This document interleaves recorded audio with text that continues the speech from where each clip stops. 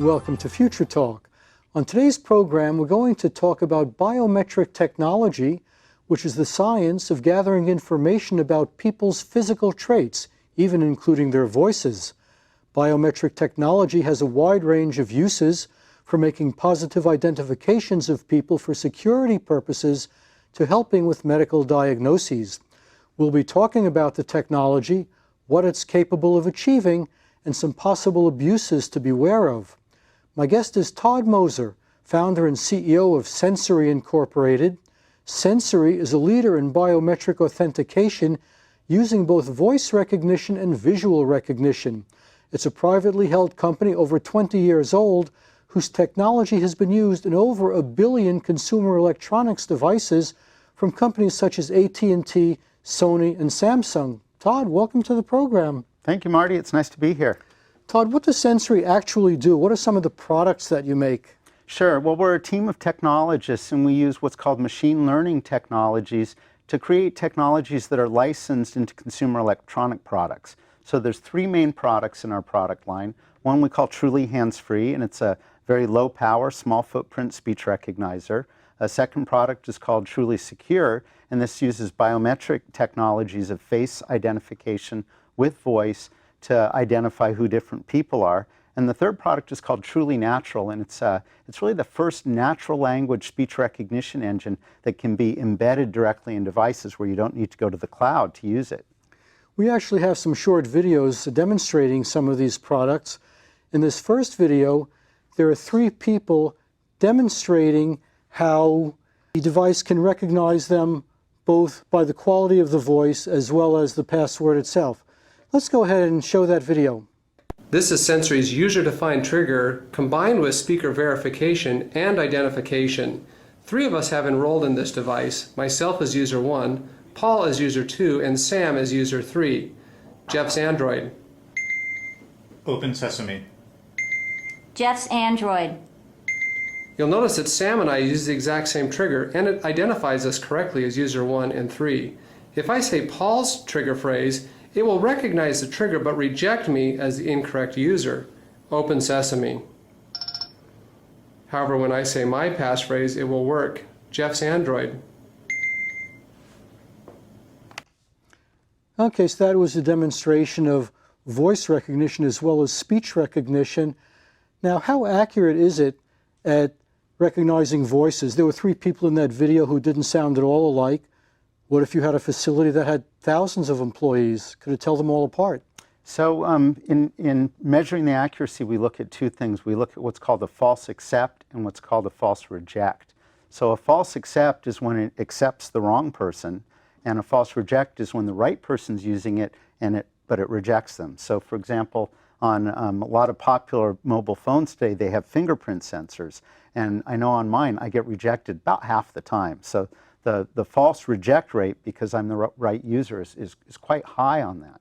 Now, why would a fingerprint be rejected? Isn't a fingerprint a pretty absolute thing? Well, I think to get the false accept so good that, that it won't accept the wrong person, they make it very rejecting. So to get back to your question, though, about our technology, we can get about 1 in 100,000 false accepts with a false reject of about 10%. And so you can change those settings, but we try to make it virtually impossible to break in. And with our truly secure technology, the cost of making it that secure is that about 90% of the time it works for me, and 10% I have to repeat it once. Now, what if you have a cold that day and your voice is a little deeper or a little raspier than usual? Would that make it harder to get a match? Yeah, it does. So there's 2 components of our truly secure. There's the voice and there's the face. The video nicely showed the voice component. To really be impervious to different environments and to changes in your voice, we like to combine them both together. That way, if one isn't quite good enough, we can rely on the second source. So if you have a cold, you don't sound at all like you, we can look at your face. And we have a video for that as well. Can we see the next video, which shows facial recognition? Enrollment is fast and easy. Let me show you an example. First, I'll enroll, and enrollment does both face and voice at the same time. Hello, Blue Genie. Hello, Blue Genie. Hello, Blue Genie. I've now enrolled both face and voice, and you can see all on device. I can save as user number 1, and now I'm ready to authenticate. Several ways you could use this technology, from access to different applications to phone unlock, and even to higher security applications such as accessing your bank account. For applications like Facebook, Snapchat, Instagram, you don't necessarily need high security, but you want ease of access with some security. So in this example, all I do is launch the application, and as soon as the phone looks at me and sees me, it opens the application. As an example, if I have Ben who's trying to access my Facebook account, and I open Facebook, and he looks at it, he can't get in. But as soon as it sees me, even with Ben walking out of the background, I have access very fast. For higher security, such as accessing banking information, I'll combine both face and voice. So as I launch this application, it's looking at me and it sees me, but it's waiting for me to also say my voice password, which I can do.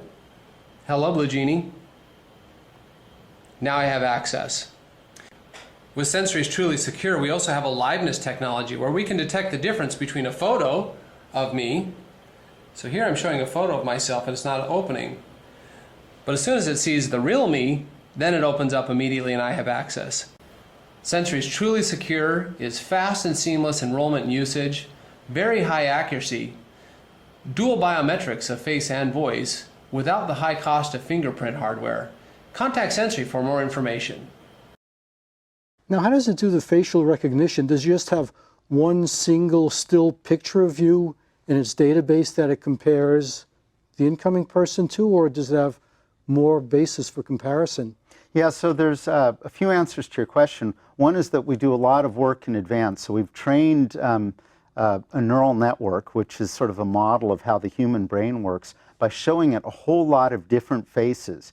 And by training it on these different pictures of people's faces, the neural net actually starts to learn what differentiates people. You know, is it hair color, is it eye color, is it shape of noses, these different things. So it sort of builds its own understanding of what defines each person from a very large set.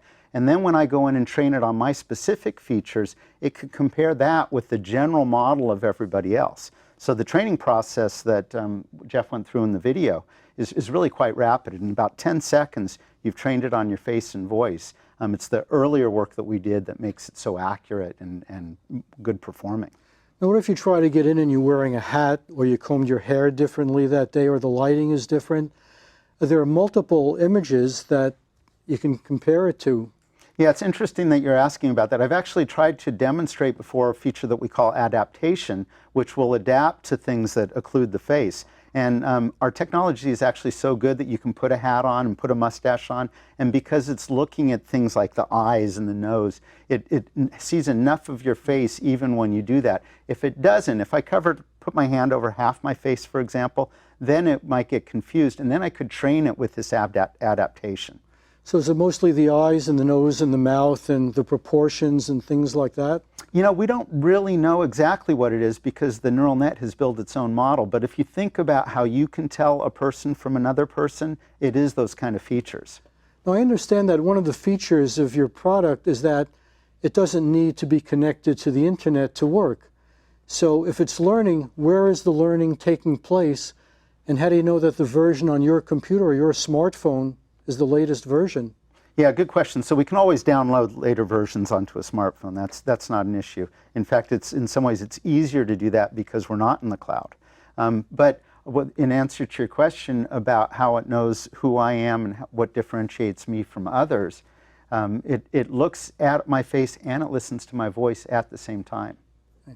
And let's say the picture in the database is a couple of years old, maybe you've gained a couple of pounds since then, you're a little puffier, possibly.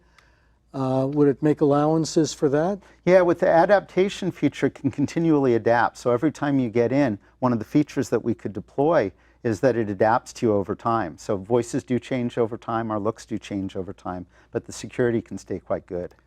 Now, is Sensory mostly a software company, or do you also make hardware to go with the software? Yeah, we actually started 21 years ago as a chip company doing very low power, small footprint speech chips that went into a lot of toys. Mattel and Hasbro and these kind of companies were some of our biggest early customers. In the last 10 years, we've moved our focus to software. What we learned was that we were really good at developing the technologies that we were putting on our chips, and so we started putting them on everybody else's chips, and now we have dozens of chip partners actually that sell many, many hundreds of millions of units every year with our technology in it. So what kind of products is your technology in that I might be familiar with? Sure. So some of the best-selling mobile phones in the world use Sensory's technology. Samsung uses it in the Galaxy Notes and in the S series, and they use it in a variety of their Galaxy gear, the wearables. Motorola used it in the Moto X and still uses it in the Moto X line of products. We've had products by Pantech and Huawei and LG and many of the leaders in mobile phones, but we're also in toys, we're in thermostats, we're in clocks. Pretty much any consumer electronic that you can think of, we've probably done it. Now we have one more short video, and this one involves something called phrase spotting, in which the device is always listening for certain phrases, and even if they're embedded in the middle of a sentence, it'll still hear them and respond. In this video, somebody is wearing a wristwatch in a noisy restaurant, and he's talking to the watch. Let's go ahead and take a look at that. This is a real-world environment, actually at a restaurant downtown. I want to show you Sensory's truly hands-free phrase spotting running in this watch. Hello, Blue Genie. What's my step count? How about my heart rate? What time is it? Outside temperature, active minutes, and my sleep patterns. I can just say how many calories did I burn, and it recognizes it. This is Sensory's truly hands-free running all in a watch. So we've gotten a little look at some of your current products. What products do you plan in the future? What direction is this technology going in, and what can we expect to see a few years from now? Sure. Well, we continue working on all three product lines, so I can tell you how each of them is advancing right now. In the truly secure product line, we're getting more and more accurate at identifying people and identifying them when they're not as cooperative. So right now we require what we call a cooperative user that puts their face right in front of their camera. When we're working on products for robots and things like that, where a device might be looking around a room and want to identify people when that person isn't getting up close and personal, but we want to see them passing by. So that's the direction that we're going with the vision technologies. We're also looking at identifying other things about people besides who they are. We're looking at sort of demographic information, age and ethnicity, and we're watching where they look and how excited they are about products. So these are all directions that we can go with the machine learning technologies that we're deploying. Now, are we talking about the surveillance state where everybody is being watched, whether they're aware of it or not, and a database is being compiled listing all of their characteristics that can be easily captured? That sounds a little scary, doesn't it? Could be. Yeah, so it's an interesting point. One of the main reasons that we focus on putting everything embedded on the device is so that the user owns what they have. They own their personal information, they own their voice information. Everything that gets stored on Vice. We're not taking it up to the cloud for our analysis. Now, it seems to me that this type of technology would be very useful in police work. So maybe every time you're getting on an airplane and you're going through the metal detectors, there's also a monitor looking at your face and comparing you to a database of known felons or terrorists, for example. Is that a potential direction of this technology? Sure, it's definitely a potential direction. Yeah. I think the Boston bombers were caught using something similar to that, picking faces out of a crowd or looking at not just still photographs, but looking at motion, because you can recognize a person by their gait. The gait is very distinctive. Yep, there's a lot of different things that can be applied to biometrics, and one of Sensory strategies is actually layering different biometrics on top of each other. So right now we've done face and voice, but we want to do other things too. Now, I imagine that there'd be some medical uses as well. I'm assuming that cameras could be developed that are more sensitive than human eyes, for example, so detecting very slight changes in skin color might indicate heart rate. And you can tell a person's heart rate. If the heart is beating very quickly, maybe that indicates something. Yeah, and it could go further than that and look at a whole lot of other things and sort of keep track of your records and know what happens in the general population. So a computer could be developed that actually has a lot of medical expertise, not just in looking at you, but analyzing and comparing everything that it sees. Another possibility might be to use infrared cameras that get your heat signature. So if one part of your body looks a little hotter than it should, maybe that's an indication there's some problem there. And it's a lot easier than cutting you open to look for something wrong. That makes sense. Yeah. So it seems like the ability to measure characteristics of people both in motion and still could be almost revolutionary in some ways. And the question is, how can this be used? Are there any serious pitfalls that we should be aware of? Like, you move like a criminal. Your body motions are similar to the way felons look like. So we're going to keep an eye on you, even though you're only 6 years old. Yeah, I mean, it's a real tough issue, sort of the privacy concerns that have been raised.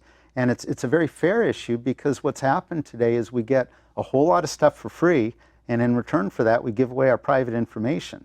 And in a dream world, the companies that use this private information to sell us things will get better and better at selling us things, and they'll know exactly what we want, and they need to make money too.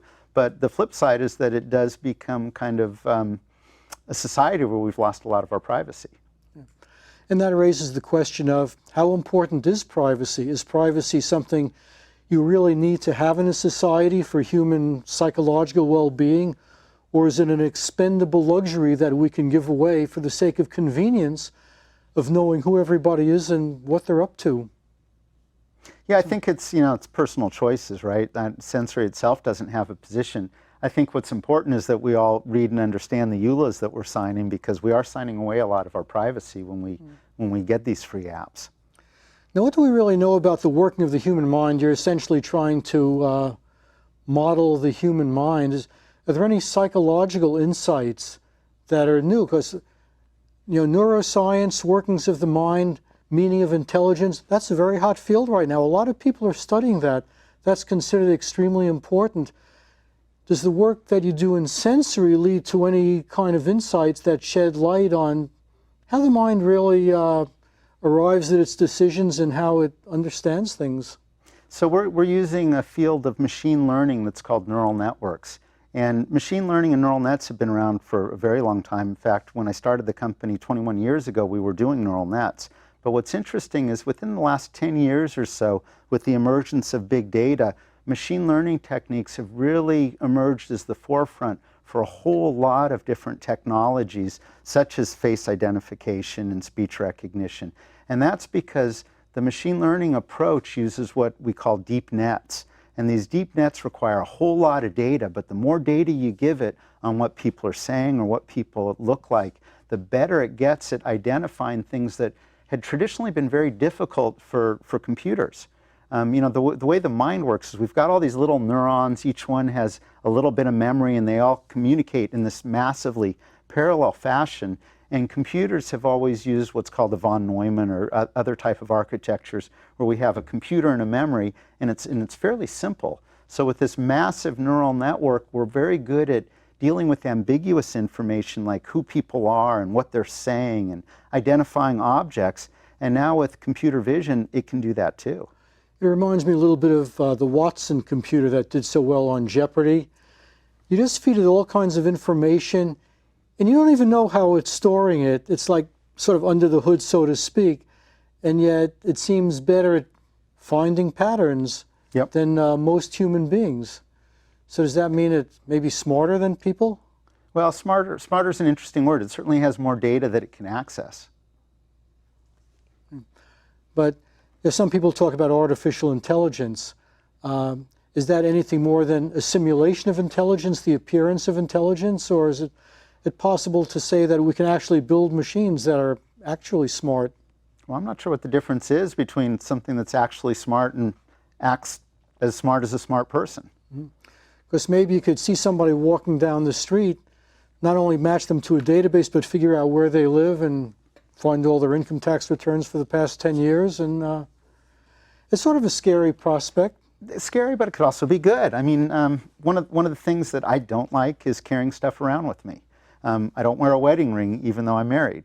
About the only thing I carry is my mobile phone. And if everything really knew who I was everywhere I went, it could be kind of cool. I could be walking down a street and maybe I get a a phone call and there's a little speaker that talks to me and directs it right at me, and sound technologies are getting better and better. I might not have to, as long as everything knows who I am, everything is secure in that sense. Sort of like the Matrix, that movie where you're in this sort of strange world where everything you do is totally recorded and known. Well, it would be nice to get into my front door reliably without a key. So just by saying, "Hi, this is Todd, I'm home." Yeah, or not even talk. It looks at me, lets me in. Yeah. Now, it was interesting that it wasn't fooled by a photograph of you. Is that because the photograph has a frame around it and things that wouldn't appear in the picture? Because maybe it's possible that it could be fooled somehow. Yeah, we're deploying 2 technologies right now to prevent spoofing. We call that spoofing when you get in with, an imposter gets in. And one is a sort of skin sensor analysis to see if it's real skin or if it's a photograph. The other is a liveness test that we do to see if there's some motion going on. So in the video demonstration, if Jeff really froze his face, he might not have gotten in, but because we're naturally moving and blinking and there's a little bit of movement, you get in really fast. So this is kind of an incremental process where you see what works, you find out where the bugs are, you fix them and continually make it better and better. Yeah, that's exactly right. The thing that we like to see most is when imposters get in. Unfortunately, we've gotten to the point where we're not finding imposters, but that data is very, very valuable to us because that's when we can fix it, when we find evidence that somebody can break in. Now, talking about imposters, are your products used in really high security installations where it's really important that imposters don't get in? Yeah, we think that will happen in the future. So Truly Secure is actually the most recent of our 3 product lines. For most of our history, it's been truly hands-free that we've been selling. So in fact, all the customers that you mentioned are customers of truly hands-free. It's been in the last year that we've really rolled out Truly Natural and Truly Secure. Now, sometimes when somebody tries to gain false access to a system, it's electronic, it's over the internet. They're not there in person. It's not like they're knocking on a door. All the computer is receiving is signals, electronic signals. So does your work involve any plans for protecting fraudulent internet access? Yeah, so since our biometric information is encrypted and stored on the device, there are ways that somebody might try to break in by getting into the device itself. They're the fear of like the bad guy that wants to steal all of Sony's information because it's valuable. That kind of goes away, but there could be just some mischievous hacker going after you personally. And we do encrypt, and we do put in what's called a secure zone so that it's very safe on your device. We're stealing all the nuclear secrets? I don't carry those on my phone. Okay. So basically it's protecting phones, essentially. Yeah, it's personal devices. So it could be stored on any device that, all we need is a camera and or a microphone. So the access to the biometrics, the thresholds really drop down. It's very inexpensive now. Do you have any competitors in this space? Are there other people going after the same market as you? So we're pretty unique. We've got a very large team of these machine learning specialists that focus on licensing this technology. Our biggest competitors are these giants that give it away for free, and it's tough to compete with the Googles and the Microsofts and the Apples of the world because on their platforms, they actually give it away. Now, where do you see this, say, maybe 10, 20 years from now? Is it going to be something, truly astounding, or? Oh, it's just getting better and better, and we're still in the process of understanding the data needs for these devices and how important getting data and diverse data is for the learning experience. But I think one of the big advances that we've been seeing and will continue seeing is in the area of natural language speech recognition. That's our Truly Natural product line. I absolutely believe that language, communicating like we do to each other, will be one of the prominent means of communicating to everyday devices, and not that far away. I mean, we're already doing it with our phones and our TVs, and Amazon just put a speaker in the house that you talk to, and they work. Do we expect machines to comprehend speech better than humans? So let's say a person mumbles so much that his friends can barely understand him, but the machine can understand him better. In other words, will these machines be sharper than humans, not just equal to? Yeah, it all depends on the training data that's given to it. So if we actually trained on a lot of people that mumbled, it would do quite well with people that mumble. Okay, wait a second, I think I'm getting my microphone adjusted here.